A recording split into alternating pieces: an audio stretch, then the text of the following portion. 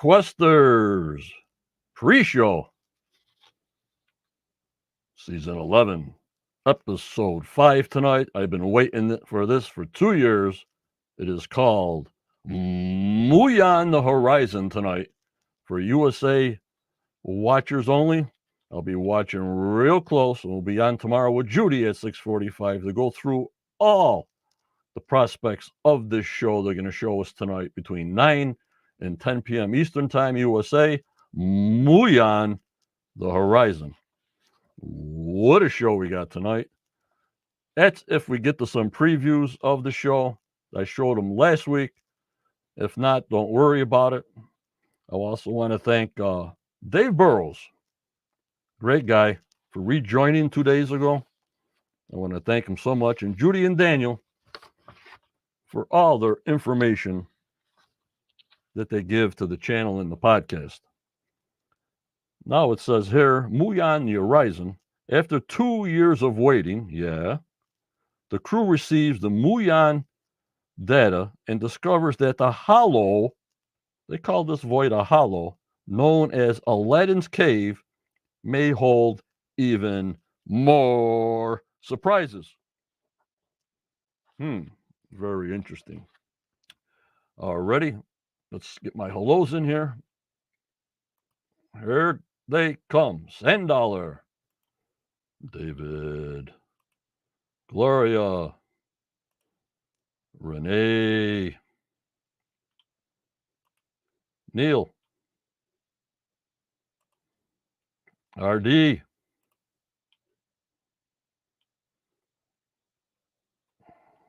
Marlou, Jeff M, Meow, Dee Dee Williams is in the house. Hello, Deborah, Ashley, Tammy, Sydney. She can see me and hear me, so we'll be good tonight. Becky, oh my lordy 40. Stacy, Tim, Lon, Christopher, Gary, James, oh my lordy 40. I think we got somebody special on tonight. There's the professor. Can't do without the professor. Hello, John. All right, tonight we have a special guest. And tomorrow I'll thank every supporter, each and every one of you. And when you see the number scrolling on the bottom, you can call in and talk to him yourself.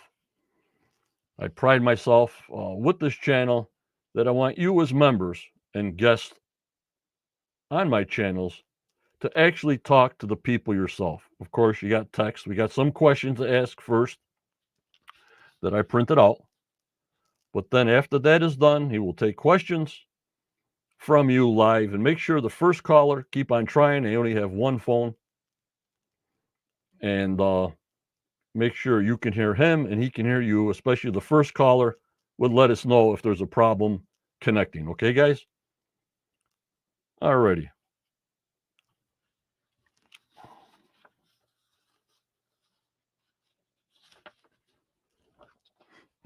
This person, who was the star of the Travel Channel's America on Earth. You've seen him on that program many, many times.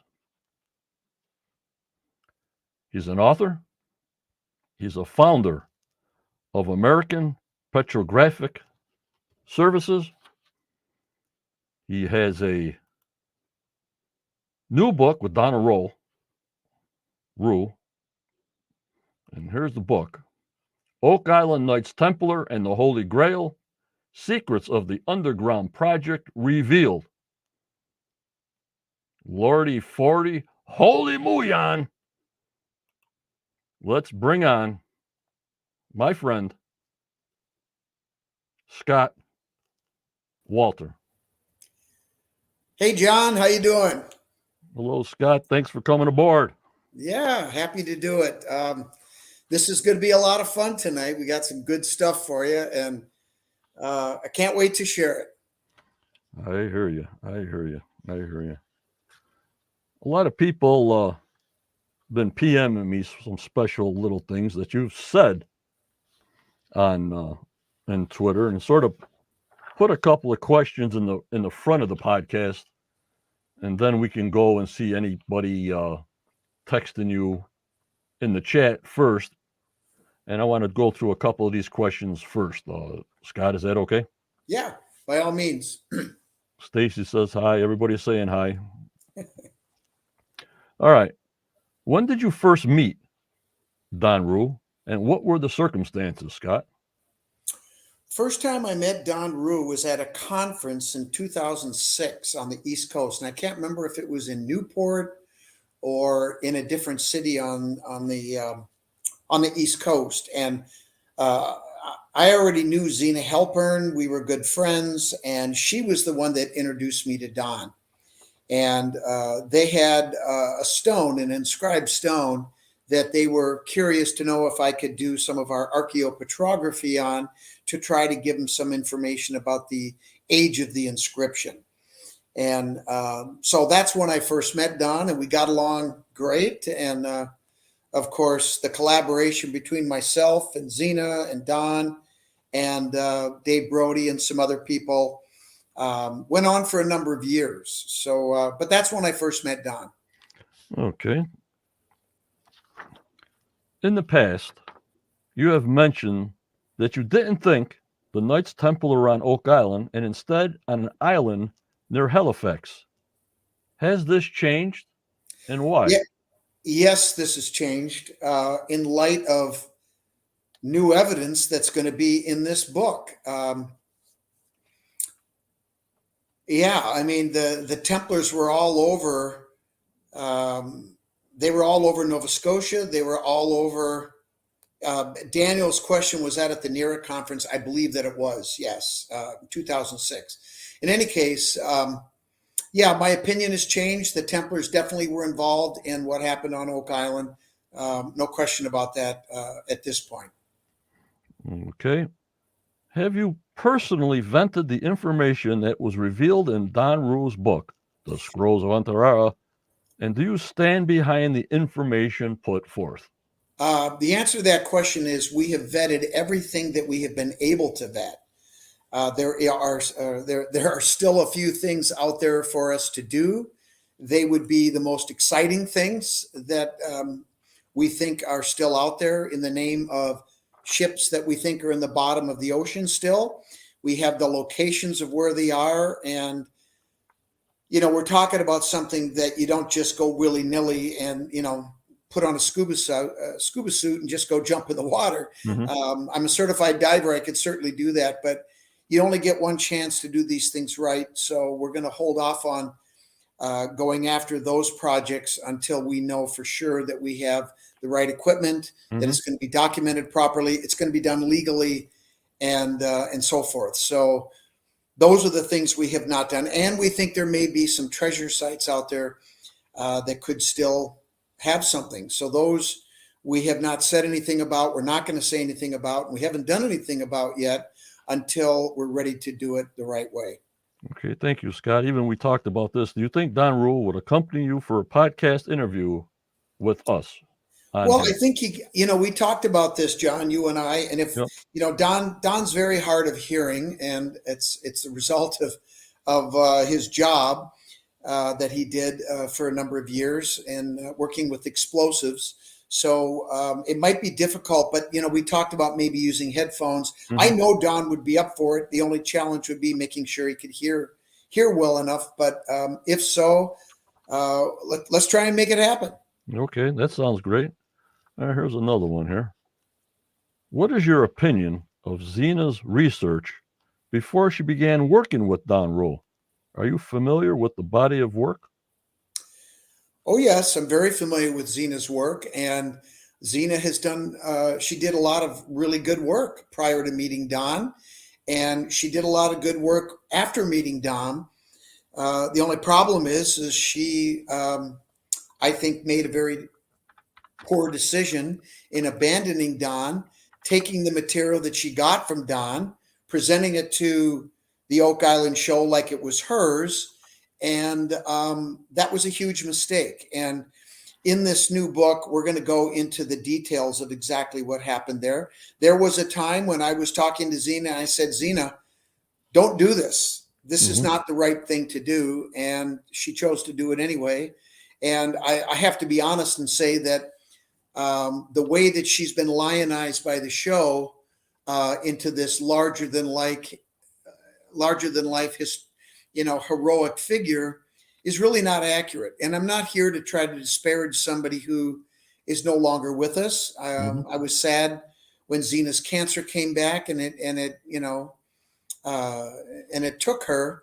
But she lived a long life. I mean, she was 88 years old. She did a lot of good work. We had a lot of fun together. And, unfortunately, this was a mistake that she made, in my opinion. And I think Don would echo the same sentiment. Okay, thank you, Scott. Are you still working with Diana Meir? And is there any update on the second copy of the Sinclair Journal that you acquired? Yes, I am still working with Diana. And in fact, I am going through the next portion of those journals that she wants to publish. But there's a lot of redactions that we have to put in there because there's a lot of specific information like latitudes, locations of where some of these things that we think there could be something of value and of historic importance. So we have to make sure that information is protected.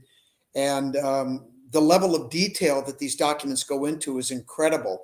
And what's interesting, and what I will present in this new book, is corroborating information that we find in both sets of documents that actually serve to corroborate each other.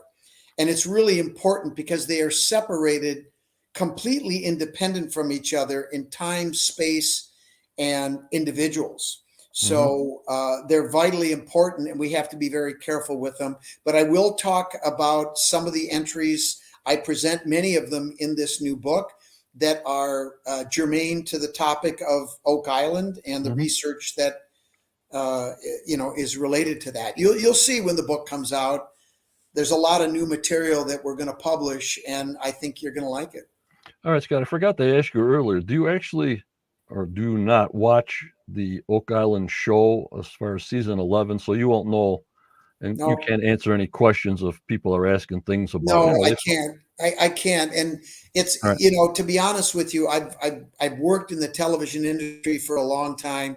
The only time I ever watched my own show was when the show premiered, just to see how they cut it all together and what the final product looked like. I know how they end. I don't need to watch them again. And so I think I know too much about how to make TV for me to really enjoy it, because I know that when you're watching a scene just out of the frame, there's all kinds of people there. And, I'm a little jaded. Be honest with you, the Oak Island show is it's not my cup of tea. That's all. And it's a very good show. The success is unquestioned, and good for them.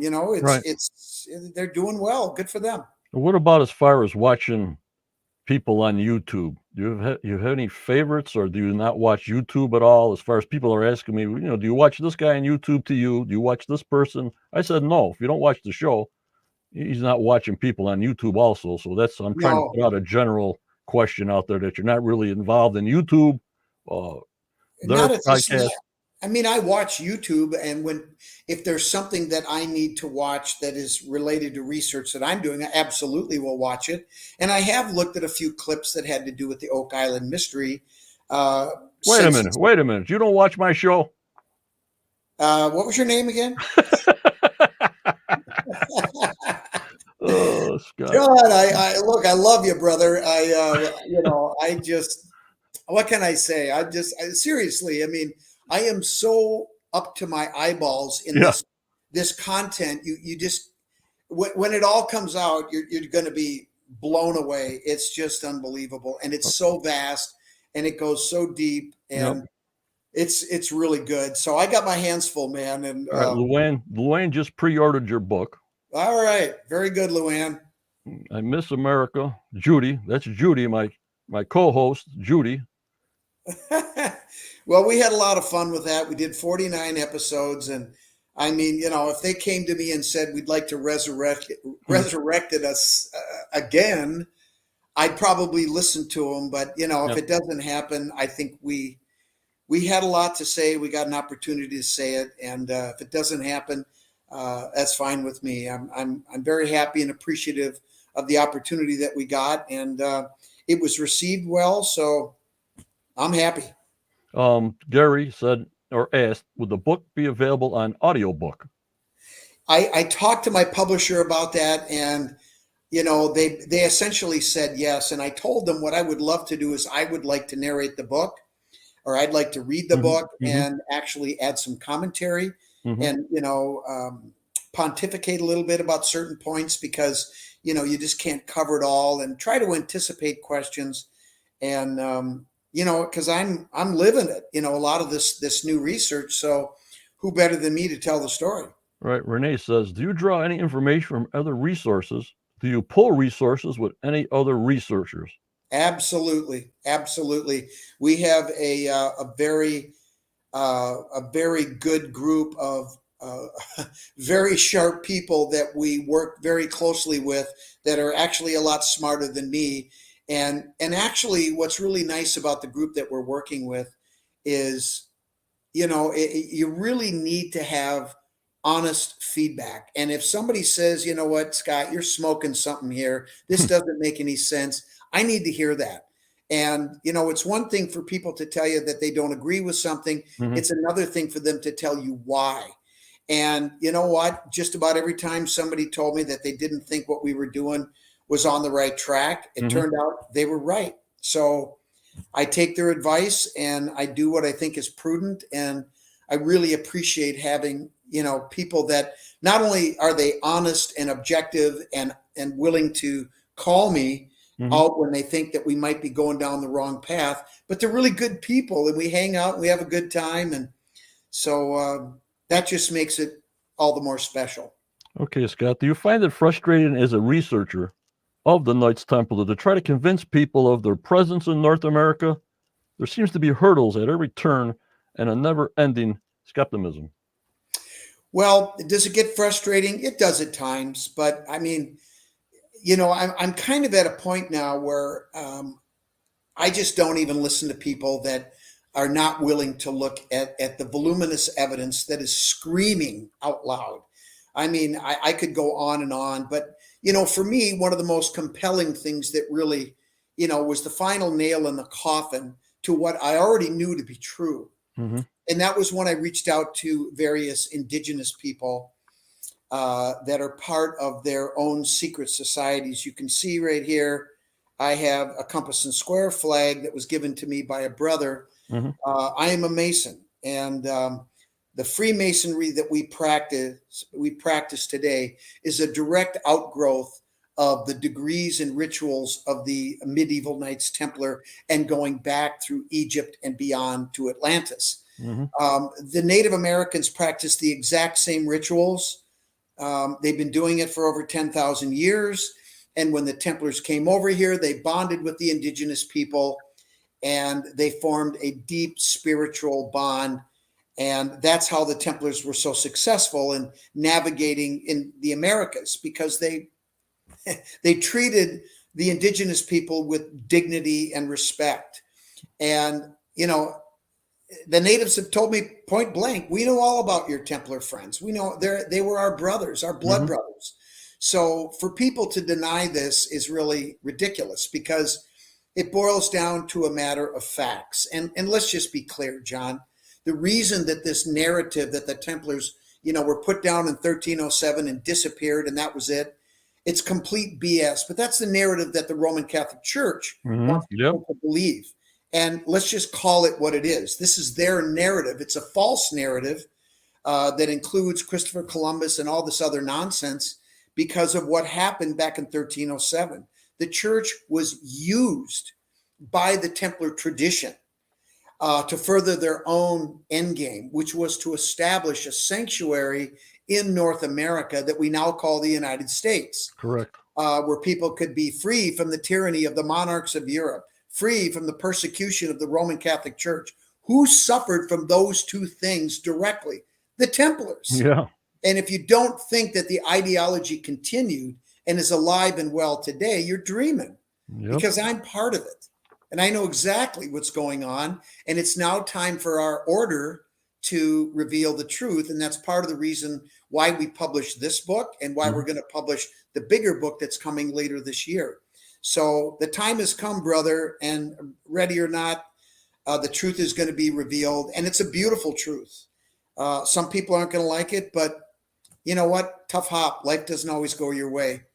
Yep. I hear you. And you mentioned before that you were in. Something out. I think I'm always willing to listen to people, but there would have to be certain things that would need to be to make sure that it would be good for both parties. And you don't come to a deal unless both parties agree and are happy with the circumstances. So I'd certainly be willing to sit down with them. And I do think that things have changed, at least from my perspective. Kevin Burns, the owner of Prometheus, who passed away, God, it's got to be what, 2.5, 3 years ago now? Yeah. I mean, my God, time flies. I really got along with him and I really respected him. And he called me twice and asked me to come on the show. And we had a very frank discussion. And I told him what my concerns were. And, he respected that. And we just agreed, that this was not going to be the right time for it. But I really enjoyed him. He was a lot of fun and we got along great. And I think in the spirit of, his wishes, I would revisit the question again. So Okay. I never say never to anything. So if they would like to talk about it, let's talk about it. Sounds great to me. And my last question here on this is, how would you like to be remembered as a researcher, Scott? Well, I would like to be remembered as somebody who fought hard for the truth, that didn't compromise my integrity or my values. Mm-hmm. When I did America on Earth and some of the other TV shows that I've done, I was working at my job the whole time. I never left my job. I dialed back on my responsibilities. I'm semi-retired, I guess you could say, but I'm still on the phone every day talking to customers and doing the work because I love it. And because of that passion and love for operating my materials forensic laboratory, it brought the Kensington runestone into my lab, which changed my life forever and got me involved in all of this cool stuff, including, the television. So I just want to be remembered as a guy that worked hard and tried to find the truth that was hidden, frankly. Yeah. And I think we made a lot of progress. The job isn't done yet, and as long as I'm still here, I'm going to keep doing it. Yep, we got the Scottish digger from Scotland. Question to Scott: do you think the same Templars that are responsible for Rollo and Chaplow are the same ones who did Oak Island? Thank you, Scottish digger. The simple answer is yes. Let me see if I can bring the book up with us. Let me see if I can not screw this up. There we go.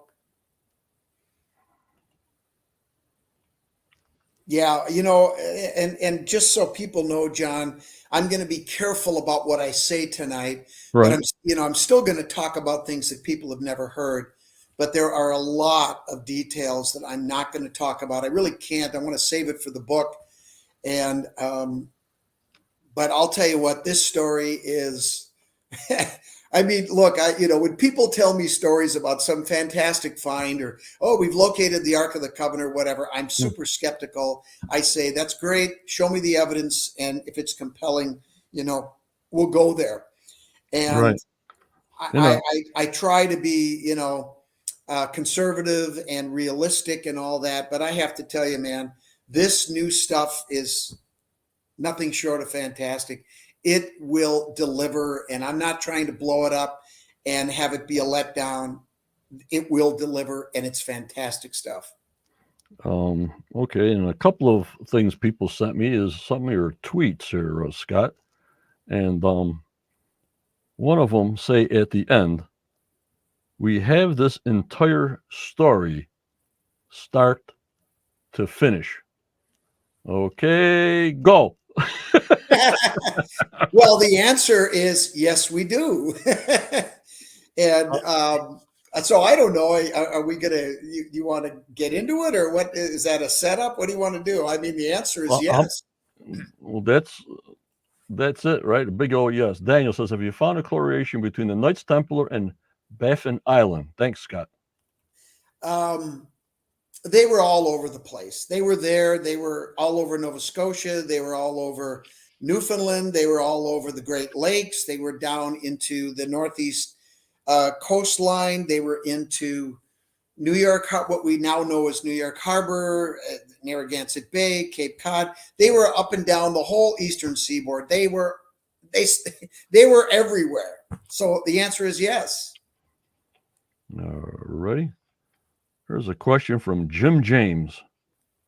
Regarding the Kensington runestone found in Minnesota, I recall you did some research, but can't remember the details. I've seen the TV program on it, and in it, which I believe you opinion. Okay. Do you think the stone is legitimate? And if so, what does it tell us about the really early explorers and who were they again? If you think it's the real deal. Well, it's absolutely authentic. It's laughable that people will try to argue that it's a hoax or that it's, some type of late 19th century hoax. That's ridiculous. I mean, the geological evidence alone proves it. And this is, now that you brought up the runestone, I haven't talked about this for a long time, but I do want to talk about something very important. And that is when I first reached my conclusion based on the weathering study that I did with tombstones, and I concluded that the weathering of the inscription was centuries old. Therefore, it was impossible for it to be a late 19th century hoax, as everybody claimed. And Wikipedia and other sources say today it's a hoax. There is no evidence to support a hoax. And how can there be when all of the factual evidence supports authenticity? This is one of the dirty little secrets of forensic work that I do that people don't understand and don't realize. If you have all this evidence that supports authenticity, how can there be evidence to support the contrary? It can't exist, and it doesn't exist. And all the arguments that have ever been made were just based solely on opinion. And whatever they thought were facts turned out not to be facts. I've written a 574-page book with a linguist, Dr. Richard Nielsen, and it ended the discussion. But you have to understand, I don't want to come across as a conspiracy buff, but I will tell you this as a fact. The places where people go to get their information, like Wikipedia, the Smithsonian Institution, the primary funding that they get is from the Roman Catholic Church. So when you go to the, Wikipedia and you look up the Kensington runestone, you won't see my name. You won't see any of my research. You won't see any of my books. Okay. Now, it's a fact that as you and I are talking right now today, John, you already? There's nobody walking the planet alive today that knows more about the Kensington runestone, all aspects of the Kensington runestone, than me. That's not bragging. It's just a fact. I've written 4 books on the subject matter with 2 more to come out. So this thing is authentic. It's important. It is the most important historical artifact ever found on this continent. It was carved by the Knights Templar. It's a land claim. It was found on the north-south continental divide in the 14th century. Both the French and the Dutch, I don't think I have to remind you that the Knights Templars headquarters was in Paris, France, that they had a land claim practice where if you could prove that you navigated to the headwaters of a river system and placed a land claim stone in the ground and a tin plaque in a tree for redundancy, the plaque in the tree isn't going to last long. The stone in the ground is forever, right? Yep. Stone carving. You could lay claim to the entire river system and all the land associated. So in Kensington, Minnesota, and think about what I'm about to say. I'm the first person to ever say this in over a century of the research at the time when I said this the first time. In Kensington, Minnesota, theoretically, you could lay claim to the Red River Hudson Bay watershed to the north, the Red River Hudson Bay, the Minnesota, Missouri watershed, and Mississippi all the way down to the Gulf. That's about half the continent. But the runestone says acquisition business / taking up land from Vinland, which is the northeast coast, far to the west. So you could make the argument that they were claiming the entire continent. And in fact, that's what I think. I think that's what they were doing. It's right in the geographic center of the continent on the continental divide. These are simple facts that conform to the land claim practice of the time. Now, a lot of people might say, well, if it's a land claim, why didn't they claim it and bring it forth? Well, the reason is they didn't have to, because our brethren, our Freemasonic brethren at the time of the revolution finished the job for them. They didn't need the runestone. They finished the job. And by the way, most people don't know this, but 53 of the 56 signers of the Declaration were Master Masons. They were also Knights Templar. They just didn't tell anyone. Right. But I'm telling you now, they were. Yep. They were all in on it. Yep. Jan says, do you think the 90-foot stone is actually a land claim? If The it even 90-foot exists. stone, the 90-foot stone doesn't exist. That's what I thought you were going to say. How did I know you were going to say that? Hey, listen, I spent a whole day with Danny Blankenship on the island back in 2008 with the sole mission of trying to find out anything I could about that stone. I wanted to see it. I wanted to do some forensic work on it to see if I could, if I could help out. Well, when I got done with Danny, I came to the conclusion there is no 90-foot stone, and I challenge anybody to show it to me, because it hasn't shown up on the Curse of Oak Island. And if it existed, I guarantee you they would have seen it. Okay, Connor.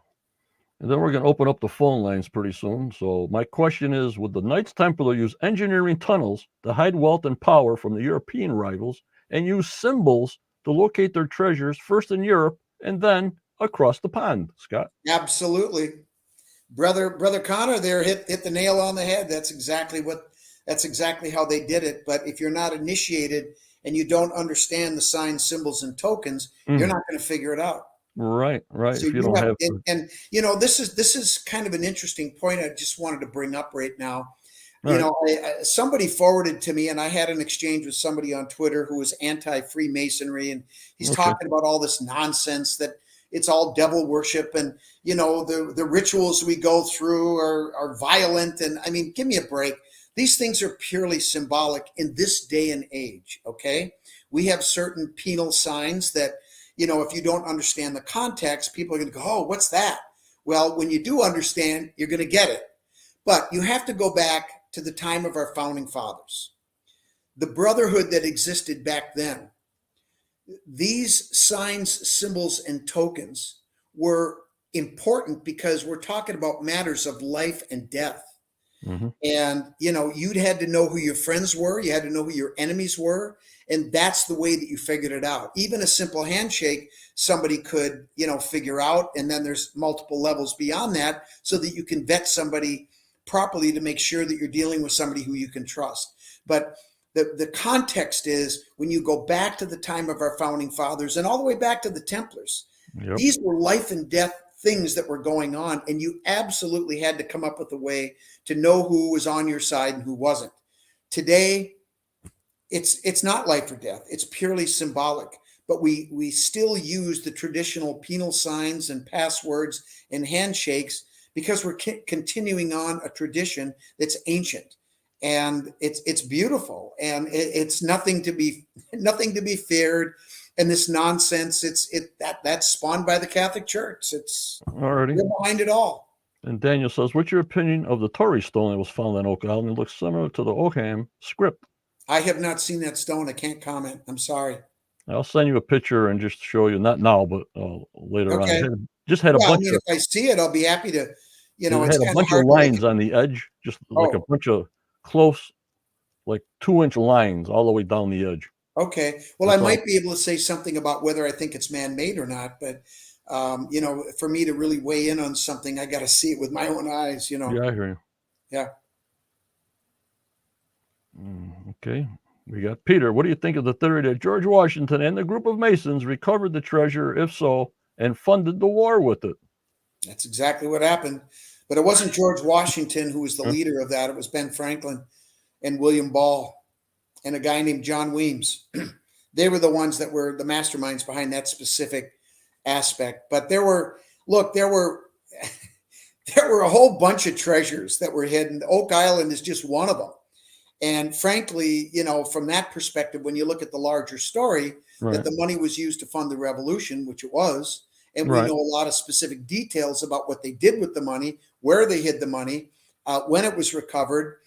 Yeah, I mean, it's an amazing story, and it's the untold story of the true founding of America. And we just pitched a show to History Channel, who asked us to pitch a show using these documents, using the journals and other sources that we're working with, but they passed because they renewed another season of Oak Island. So at some point we're going to reveal the whole story, but we're going to hold our cards close to the vest until we get that opportunity. After season 25, I'll be 95, and both me and you won't see it anyway. So we better spill the beans pretty quick. You know what I mean? Well, yeah, we will.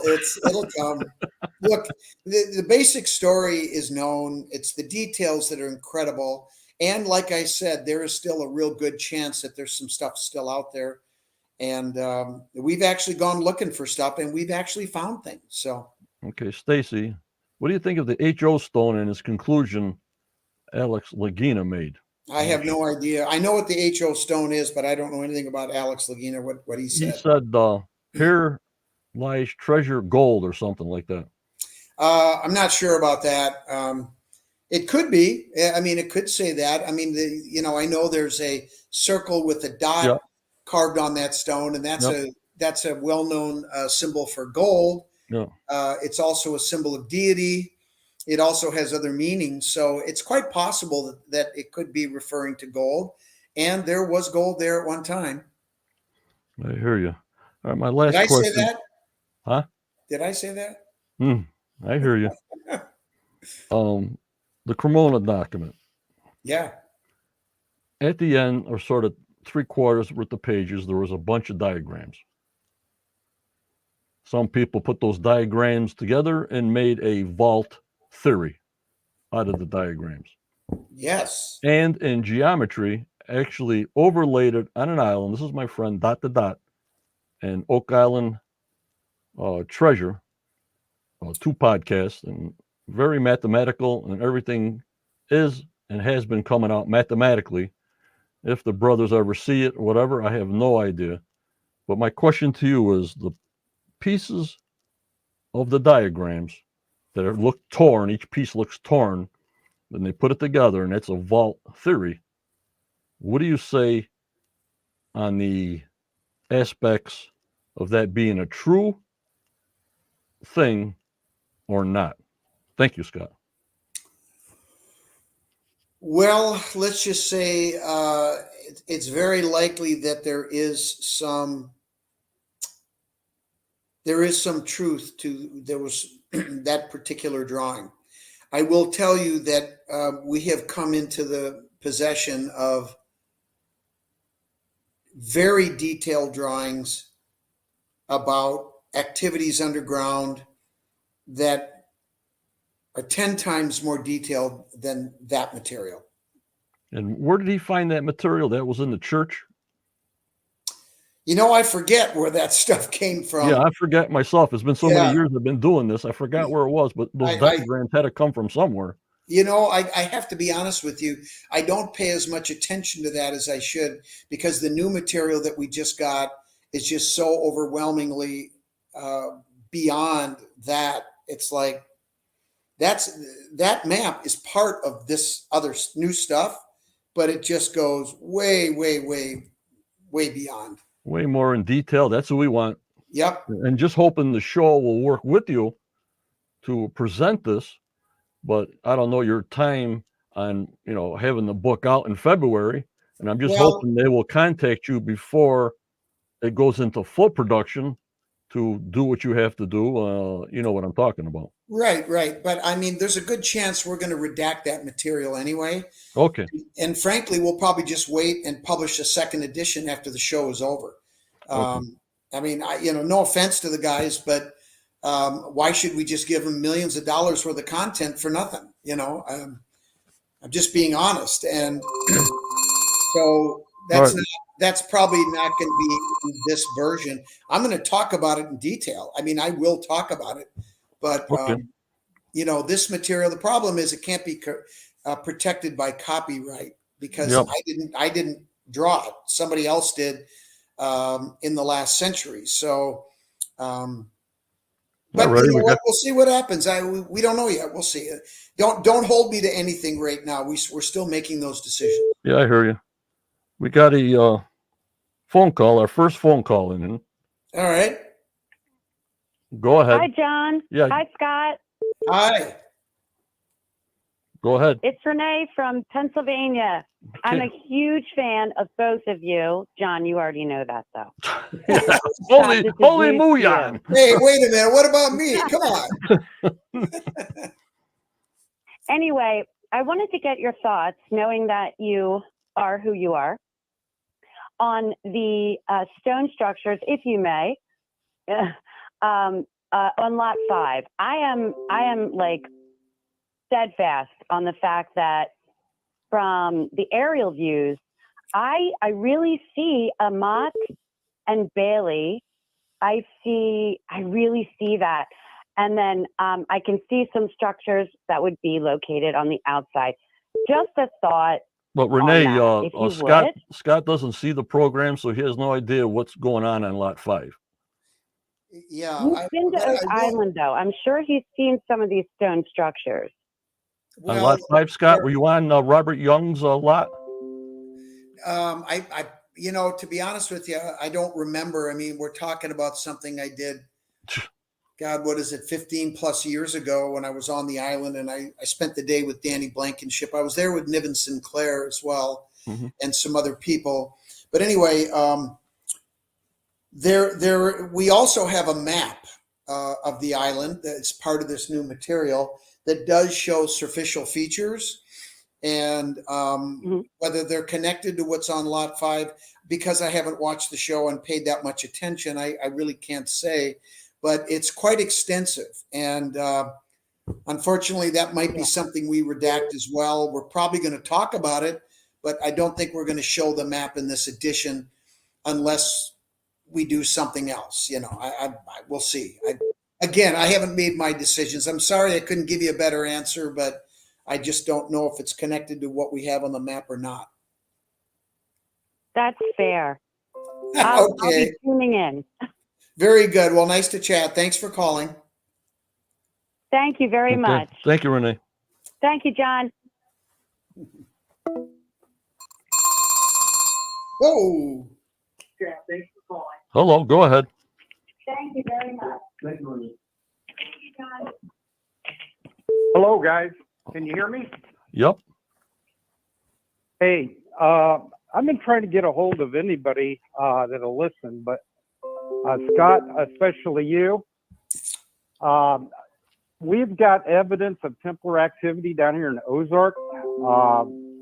We've been working for 13 years on the deciphering of the Shakespeare works, and it led us to a tomb. The RC tomb is what it told us. And I'm serious. I'm in Kansas City. I'll meet you in Des Moines tomorrow and I'll give you the information. But the channel. Well, go ahead. Finish your thought, and then I'll respond. This is amazing. Okay. We've got 400-year-old documents that we followed with the map in the 1611, and it led us to this tomb. Plus, it's following up what we found was what they told us was the lower bones, and that's exactly what we found was the lower bones. It is an elaborate structure, and I'm telling you, we need to have you have a look at it, or at least talk to us so we can walk through what we did and show you what we found. Well, why don't you hit me up on email, and if you have some photographs that you'd like to share. I mean, anybody that shares anything with me, I keep strictly confidential. I mean, Right. I run a materials forensic lab. Everything I touch is proprietary and sensitive. So I understand people want to protect their research just like I do. So, Right. I'm happy to look at it if you want me to. Do you want me to give you my email? It's I emailed you through your X cross website. Oh, Hooked X. The Hooked X. Yeah, actually, just email me at swolter SWOLTER at teamamet.com, and let's start there. There you go. How about that? Okay. This is. I know you're on a tangent, but I've been following this story at Oak Island, and it took me to this gentleman down here that knows the Bible inside out and tracked it. I'm telling you, it's real. And I've been with him we've just found the cipher that leads us to the upper bones and found the headstone. We believe that we're going to find those bones. We also know where the Zion Temple is, which is where the Ark would be located. All right. It's Well, amazing. get a hold of Scott, and you guys figure that out. I got a Yeah, show to go on here, and thank you very much. It's interesting All that right. he said. Thank you. Yeah. Okay. Very good. Thanks for calling. It's interesting. Well, He said. yeah, and I wasn't. Go ahead. That's it for him. Oh, okay. Here goes another. The phones are going nuts over here, Scott. Go That's ahead. all right. Hello. Hello. Hello. Hey, John. Hey, Scott. Question for you, Scott. You did a show on the 8-sided tower, and I think it was in Rhode Island. No, and you're going to go Newport back Tower there in on Newport, summer Rhode school, Island. Yeah. and you were going to go back there. Did you ever go back there? And does it line up? And it, that was the premise. I just wonder if there was a conclusion to that. Okay, so I think, correct me if I'm wrong, are you talking about the long range alignment through the keystones all the way to the Kensington runestone? Yeah. No. It was something that having to do with the The solstice, the winter solstice illumination. The solstice. Yep, exactly. that's it, yep. And we're supposed to go through the hole. Yep. Actually, you know what? I mean, absolutely, that happens on the winter solstice at exactly 9 o'clock in the morning, and it's coming up here in a few weeks. I'm not sure if I'm going to be out there this year, but I've been out there almost every year since we discovered that back in 2007. But you know what happened that was really interesting that I published in my latest book is a few years ago, somebody, piggybacked on that research, and they put a GoPro at the base of one of the columns in the tower, and they aimed it up at the keystone, and they discovered that on May 1st, which is a very important Celtic holiday, the Scottish Templars were also believed in the old religion, the old Celtic rituals. And on May 1st, Beltane, there's another illumination event that happens with the east window that frames out and illuminates the same egg-shaped keystone that on the winter solstice in the south window frames up and illuminates in the same way. So, this is the beauty of doing research, making discoveries, making it public, not just publishing it on in my books, but, showing it on the show. And then other people piggybacked on that and made their own discoveries. So this is the way it's supposed to work. And, anybody can do something fantastic. They just got to get out there and try, right? Yep. Well, I have one other quick question for you. all right. Go ahead. The quick question is: the Stonehenge and America Stonehenge Was that made by the Templars or was it made by the Phoenicians? I think the original, this is my personal opinion. America's Stonehenge was first constructed by the Phoenicians, and I think absolutely the Templars were Oh, there my because lordy, they knew 40. it was there. We're blowing up over here, Scott. All right, well let's do it. Hello, you're with me and Scott. Hey guys, how you doing? We're hanging in there. Question for yeah, fantastic. Question for you, Scott. So we know Vikings made it to Nova Scotia. Do you think the Kensington Runestone could have anything to do with Oak Island? That's what I got. Thanks. Thank you. Okay, well, the answer to that, I guess I would say yes and no. The Templars were involved in Oak Island. The Templars carved and buried the runestone. So in that regard, yes, they're connected. However, they were done at different times in the same era. I guess I'm ready to say that the Oak Island stuff and the runestone were both done in the 14th century. But not at the same time. They're a number of decades apart. Right. Gee, I just gave away a big reveal. Oh, God, not again. Scott, I sent you a picture on your PM Messenger on Facebook of the Torah Yes, stone. I looked at it, and you know what I see? I see something that's natural. Really? Yeah. I've seen that type of structure in rocks before. There you go, And Daniel. it looks to me like it's actually somewhat. There's a couple of different processes that could produce these linear structures that you're seeing that almost look like runes or agam.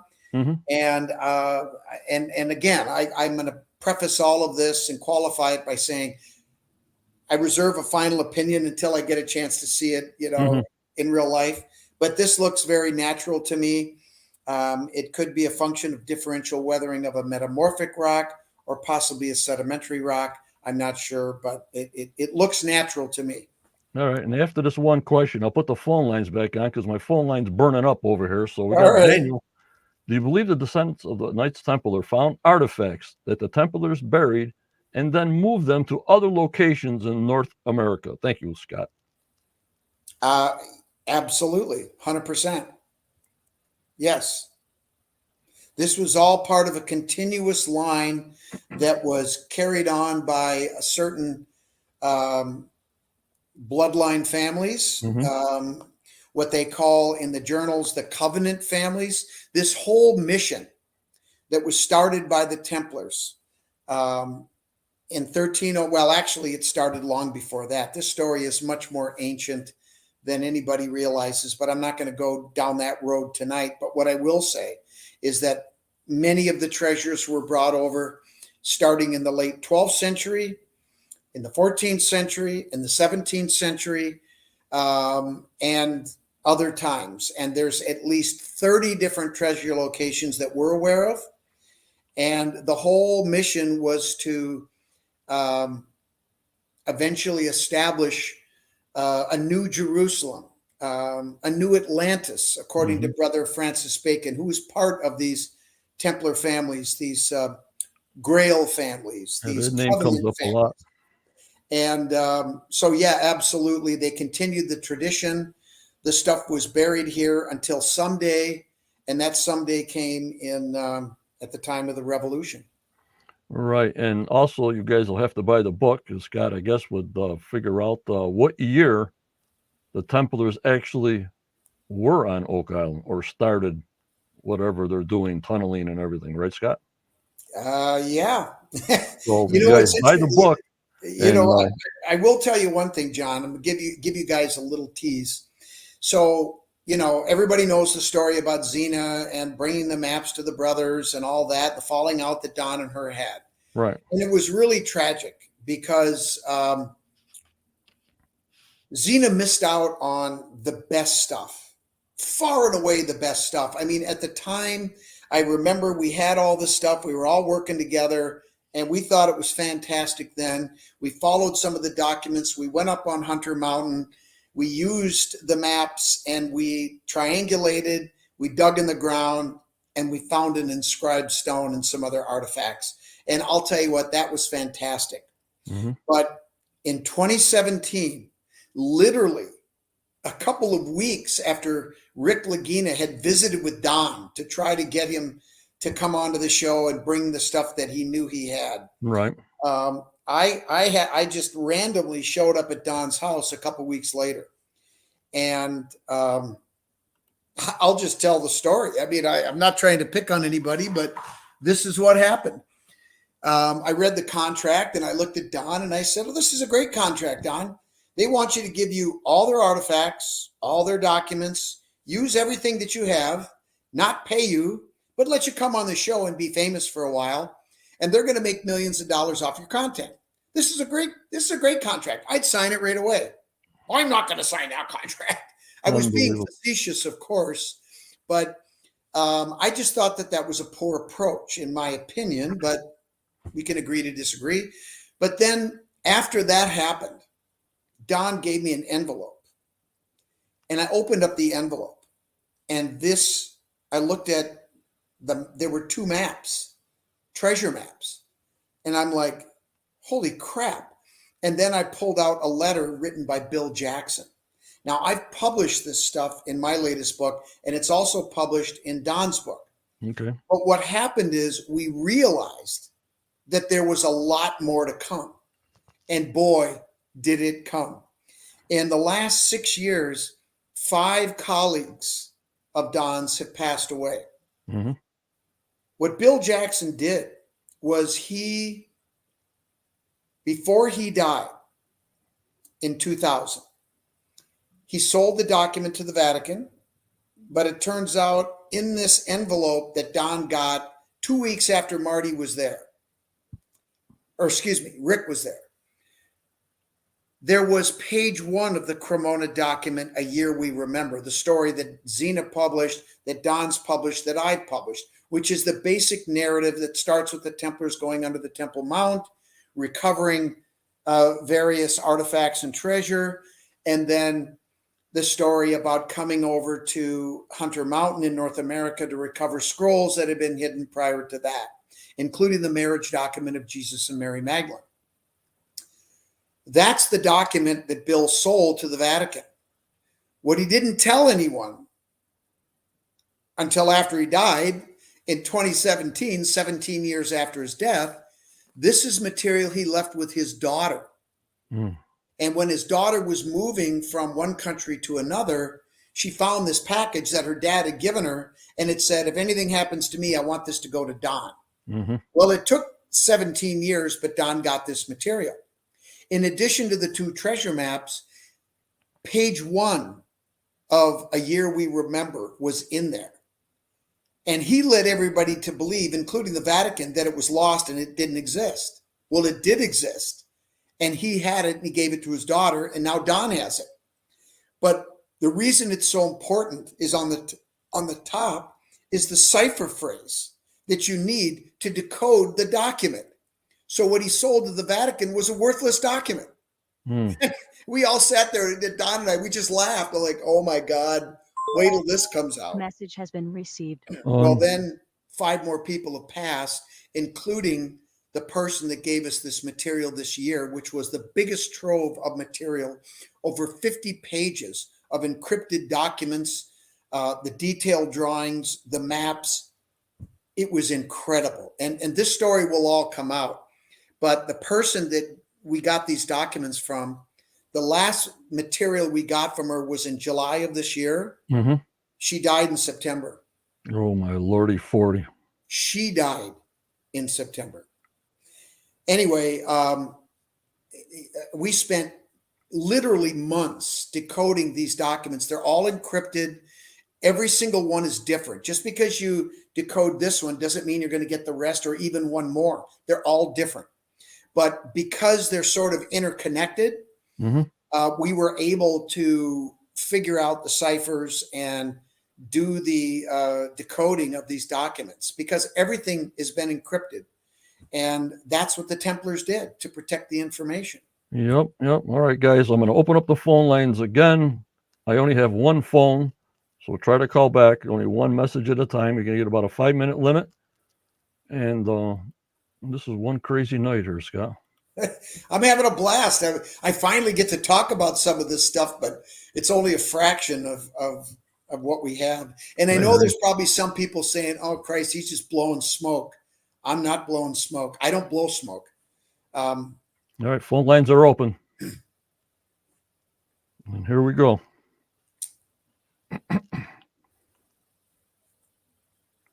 So many people tried to call, but I oh got a couple. They left messages, but I'm yeah, not going to go to my voicemail. You know what I mean?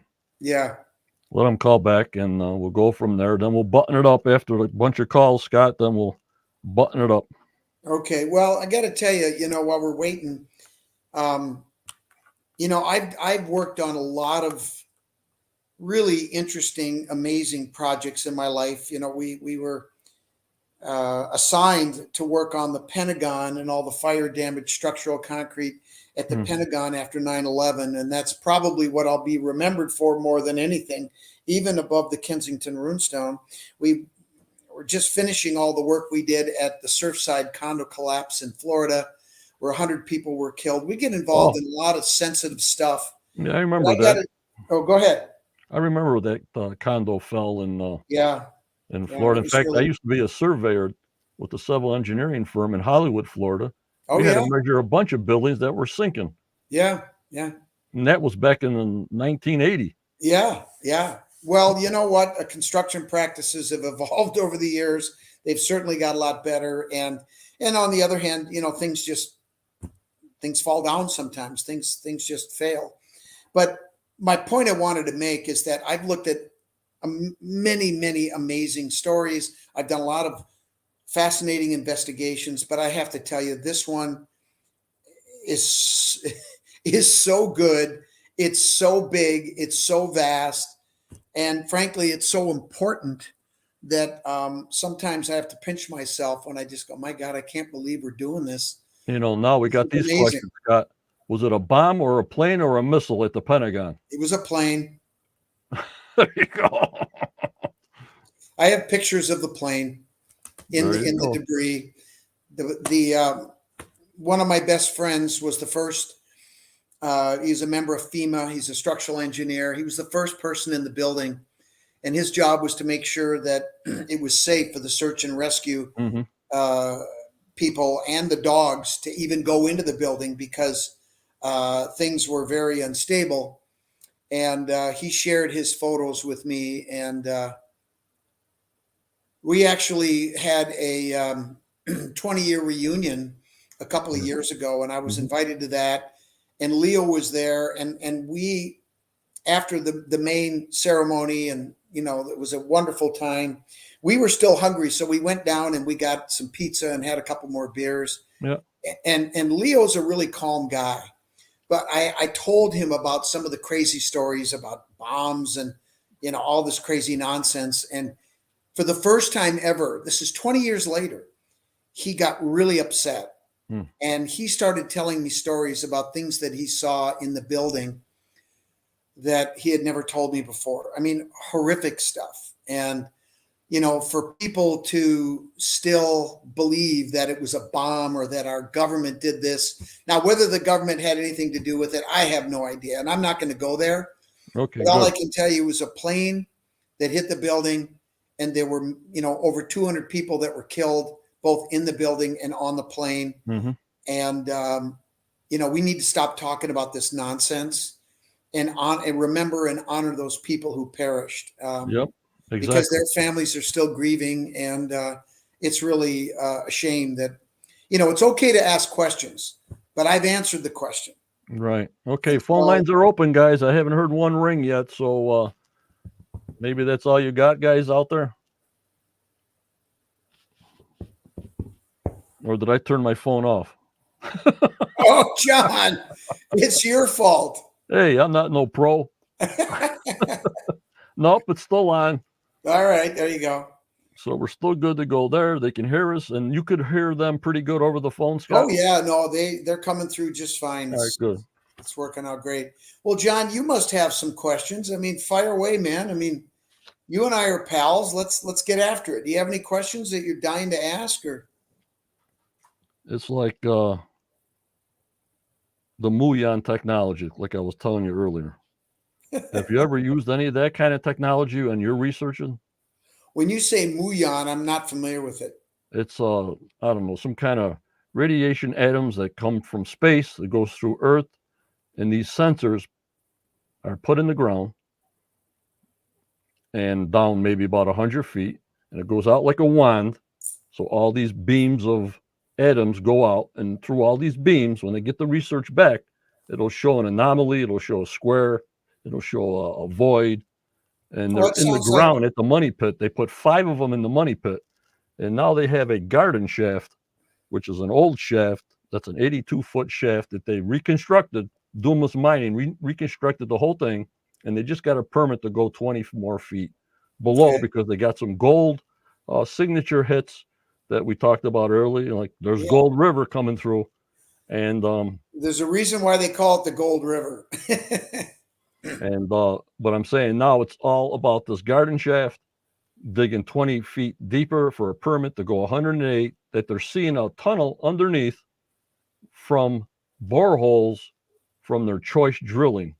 You know, they're hitting the top wood, they're hitting the bottom wood, they're hitting the ceiling. So they Right. know a tunnel is underneath the garden shaft, and that's what they're aiming for because that's where their gold signature is the highest. Gotcha. Well, good luck to them. All right. Hello, you're talking to Scott and John.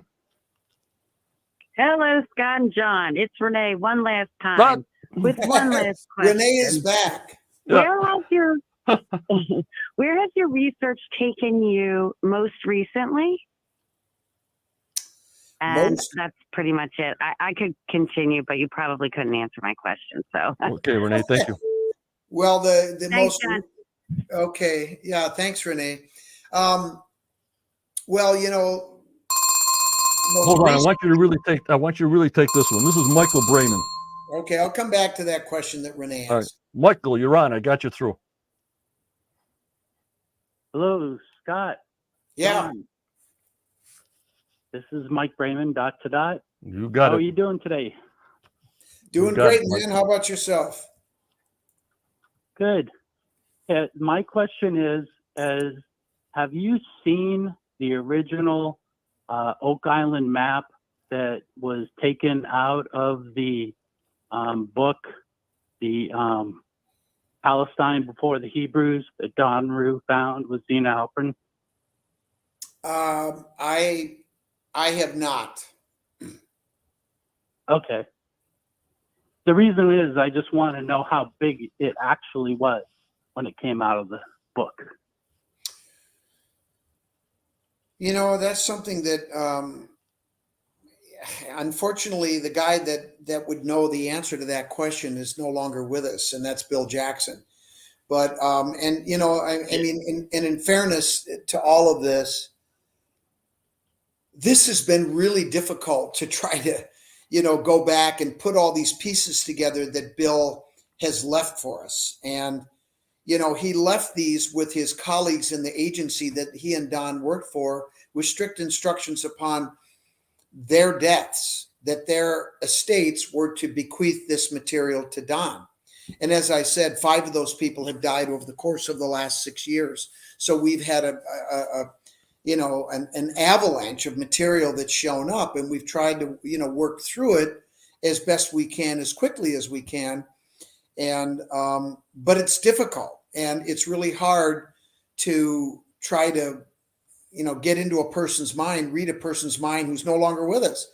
Now, fortunately, Don left a lot of letters. Almost every package that we got, there was some type of message that Bill left. In some of them, he left very long, lengthy messages and really answered a lot of our questions, but not all of them. So, this has been the most challenging thing I've ever worked on. I know that it's authentic because we've taken material, we've gone out in the field, and we found stuff. I haven't told anybody about it yet, but it was fantastic. And we really want to be careful about protecting this information because we might want to use it on a TV show someday. And it's really good. So I know the story's true. There's no question about it. It's just a deep vast well of information, and putting it all together has been really the greatest challenge I've ever had. Yeah, Michael, stay with us, Michael. Okay. Michael has a podcast called Dot to Dot. He does Okay. fantastic work. Geometry wise, everything is working out. And you know, these guys from the Cremona document got those pieces of that puzzle that was drawn that I asked you about earlier, Yep. put them together, and actually put them on Zena's map. Hey. Can we just say one thing? What? It's not Zena's map. On It's whose Don's map. It's Don's Don's map. map. It's Let's Bill just- Jackson's map, or actually, Well, it's yeah, Don Bill Lee's map Jackson's, now. but he bequeathed everything. Yeah, I'm to brainwashed Don. by the show. You know what I mean, guys? I'm brainwashed by Yeah, the show. no. I'm just, Same but thing. I just think we need to be clear. Zena had no right to take that material. It was all Don's material that was given to him by Bill Jackson. Yeah. This was not given to Zena. That's It was not Zena. So let's just be clear on that. Get the facts right.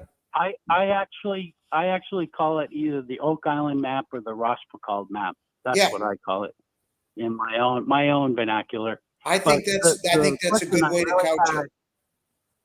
Go ahead, Mike. The question I really had was, Don Rue must have the original still that was found in that book. He must have got it back at some point, the original, because it was a card. The original Rospakal map that was found by Don Rue that day was a card, and it was in the pocket of the back page of a book called the Palestine Before the Hebrews by Yeah, I'm Manuel I'm Nadi. familiar with all this. Yeah. But you don't remember Yeah, seeing and it, I right? wanted to know how big that card was. How Hmm. big is it? Have you seen it? And does Don Rue still have it? And is it Well- something that you can disclose? Well, let's put it this way. To be quite honest with you, I don't recall, because all that stuff happened so many years ago. We've gone way beyond that and down all these Yeah, other yeah. rabbit holes.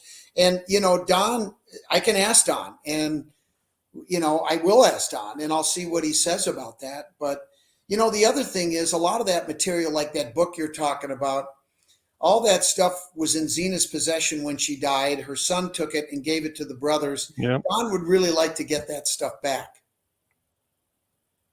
Yeah, I know that Rick Lagina has that book because there's pictures of it when he was on the show, Yeah. and he Well, had it. it's So, but I don't know if they have the original. The original do. came out Yeah, of the they book do. because. Oh, okay. They do. Yeah, because I know the one they show on the show is just an enlargement, a photocopy Right. of the original. Right, Mike. Remember we saw it on the War Room when he opened up the book and he took the map out of the back of the book. We saw him do that, when he screenshotted it all up. Okay. Remember, Michael? Well, it may have been the Yeah, original yeah, I book, or don't they know if used that was the or they original. used a different one. Who knows? I'm not aware of it. Yeah, we don't know if Well, that's the original or an enlarged one. Zena, Correct. in Zena Halpern's notes that she did back in 2011, she said that it was a card. So it's got to be someplace. That the Well, if That's anybody the, knows where it is, it would be Don, and I may have seen it, but I have to tell you guys, there has been so much material that Bill Jackson gave Yeah, to I Don can't in wait. 2004, and then everything that has come since. I mean, it's mind-boggling how much material there is in this collective compendium of material we call the Cremona document. And I may have seen it, I just don't recall. But I'll find out from Don. Yeah, we'll find out for you, Michael. Okay, yeah, and I can't wait to read your book, Scott. And thanks for the call, answering my call. No Yeah, problem, and Michael. if you ever want to have us on and talk on your show, give me a buzz. I'll be happy to do it. There you go. Okay, thank you very much. Okay, Have a thanks, good Mike. night. Thanks for calling. Bye-bye. Daniel says, can you estimate how many artifacts you do believe were covered up, hidden, and destroyed because they didn't fit the narrative of the founding of North America? That is a really good question. And this Daniel guy has been asking a lot of good questions. So that guy's dialed in, and He's my main man. He took over for Doug Cowell's Blockhouse blog that's been on for years. Oh, okay. Well, Yeah. he's doing a good job there. You better give him a raise, John. All right, from 10 cents a month to 12 cents. We all get Hey, paid great here, Scott. hey, Daniel, I'll split the profit with you. You buy the first round, okay? No, seriously, that's a really good question. And well, I mean, first of all, the artifacts that we know about, there's a vast trove of amazing artifacts that are authentic. I've written about them. I've tested them. I've been convinced by the factual evidence that they're absolutely genuine, and they completely rewrite, the history of North America prior to Chris. That guy that never set foot on the continent that we now call the United States, that already had millions of people living here. I mean, this Columbus narrative is just insanity, but I digress. In any case, we can only imagine what's been destroyed, right? What's been covered up and destroyed or sitting in the bowels of the Smithsonian archives. Yeah. It's probably endless, but they've made some mistakes, and they left some things that, like the Kensington runestone, the Spirit Pond runestones, the Narragansett runestone, the Newark Holy Stones, the Tucson lead artifacts are some of the most amazing things I've ever seen in my life. They're just as incredible as the runestone, if not more.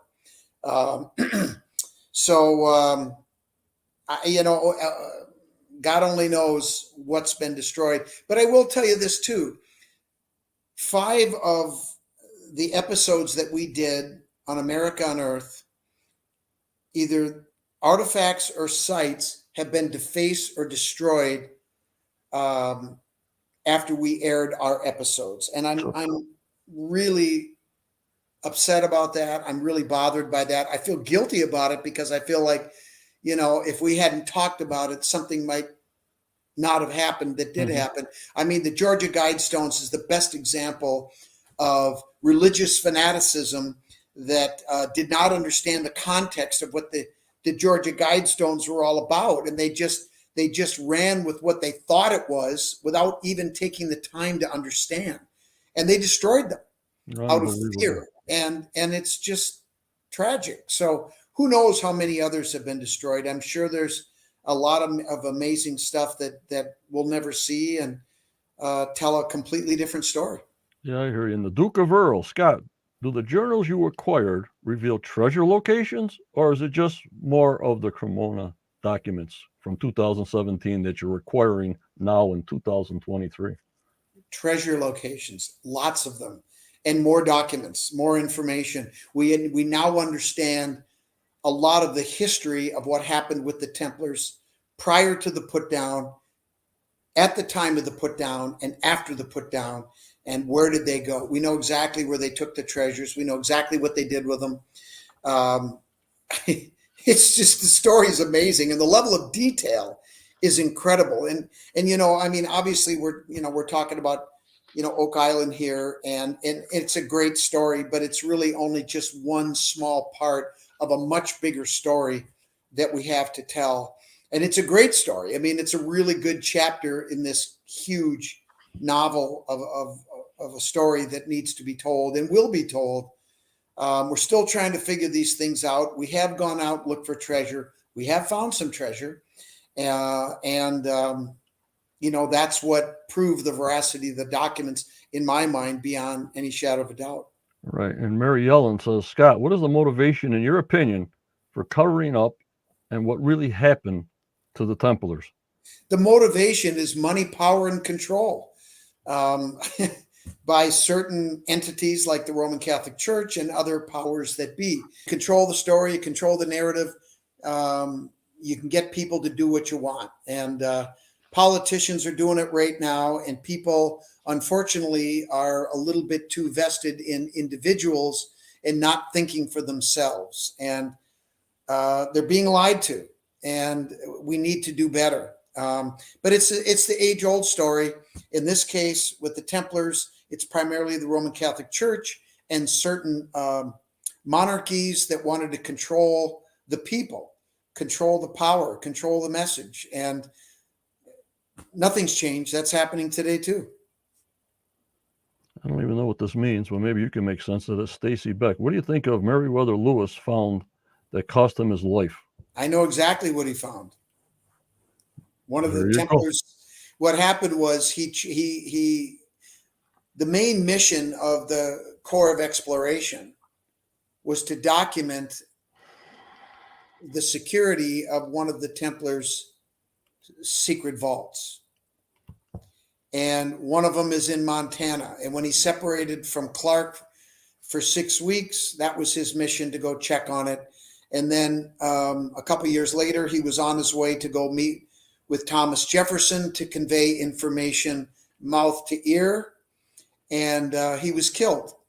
And I think the information that he knew about from the Templars and that secret vault was the primary reason that he was killed. That's my personal opinion. We'll never know the real truth, but there's a lot more to that story that I could tell you, but that's it in a nutshell. Yep, this is Kathy, my other moderator. Are there any treasures on Long Island do you think of? Well, one of the that's on the eastern end of Long Island is where Ralph de Sudley wintered over before coming over in 1180 with the scrolls that he recovered from Onteora. And he showed up in Seborga, Italy, and gave his deposition. And that's what we now call A Year We Remember, which was the main part of the Cremona document that, Zena talked about in her book and we talked about in our books. But, that's just a fraction of what we now have. But there's some interesting things that went on in Long Island. I don't have any specific information about treasure, but then treasure is a relative thing, right? Right. And here's the book that'll be out in February, The Oak Island Knights Templar and the Holy Grail, Secrets of the Underground Project Revealed. I'll pre-order it. It's going to be the big blockbuster hit, because he says everything is in there. The story is done. And for Oak Island, that is. And that's the book to get. I just wanted to show the book. You know what I find interesting, John? Nobody has said one word about the Holy Grail. That's right. Tell us more. I'm not going to tell you either. You're going to have to buy the book. Oh, great. Well, let's put it this way. I've been, lecturing this year, and I started early this year with kind of a different tangent on the way I would tell the story and the information that I was revealing, because I'm starting to talk a little bit about, the information that we got this year, these 50 pages of encrypted documents. It's not all about Oak Island. Right. A good chunk of it is, but most of it is about other aspects of the covenant, right? Yeah. And there's some pretty amazing stuff in there. And one of the things that I can tell you is that one of the relics that we know was recovered, and we've published this, were the remains of John the Baptist. Now, John the Baptist was a very important first century historical figure. Most people know that he initiated Jesus. And in fact, he's the guy that's referenced in the Bible more than Jesus, right? But it was the church that lionized Jesus and turned him into this figure that if he were alive today, he'd go, what the hell? Yeah. But in any case, the remains of John the Baptist were a very important part of the treasures, if you will, that the Templars had. There's no secret about that. And, one of the clues that tells you that there's absolutely a connection between modern Freemasonry and Knights Templarism is all of our lodges are dedicated today in Freemasonry to the Holy Saints John. Prior, that's John the Evangelist and John the Baptist. prior to 1600, it was only John the Baptist. Now, when the Templars were put down in 1307, and then the trials began, and eventually they were burned at the stake in 1314, one of the charges leveled against the Templars was that they worshiped the head of an idol. That was true. Mm-hmm. That idol was John the Baptist. Yep. And of course, that whole thing has been twisted by the church and, people that are anti-Freemasonry and anti-Templars to be the Baphomet and the head of a goat and all this other nonsense. But that's just disinformation. I hear you, Scott. Well, no more phone calls. That's off. And I want to really thank you so much. Very informative. They can find your book on Amazon and all the rest of the book links through your Twitter and through your Facebook.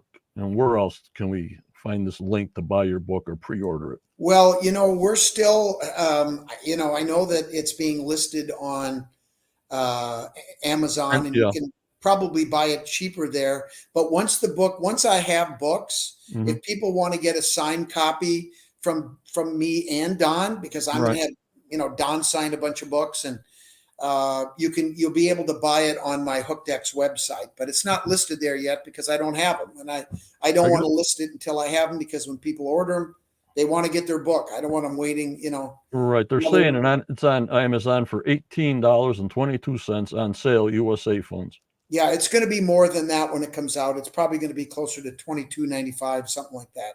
And don't forget me on. They order it now from Amazon. Good for them.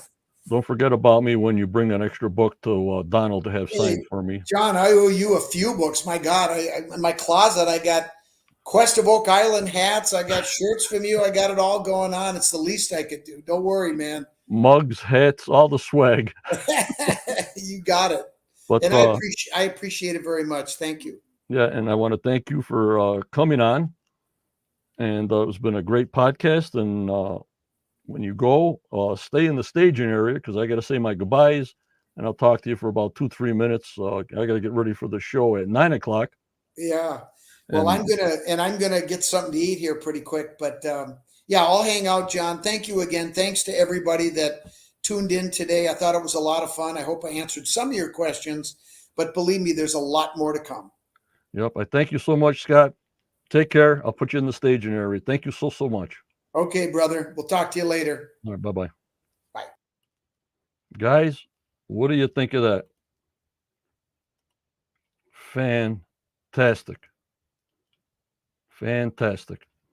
All right. I'll be on Discord tonight at about 10:30 p.m. Enjoy the show at 9 p.m.